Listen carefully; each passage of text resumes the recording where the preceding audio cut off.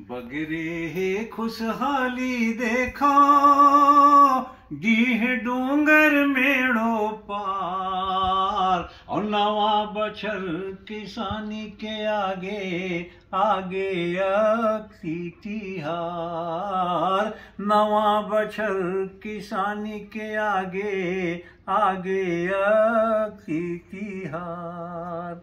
अंजोरी पाख मागे बैसाख महीना आगे।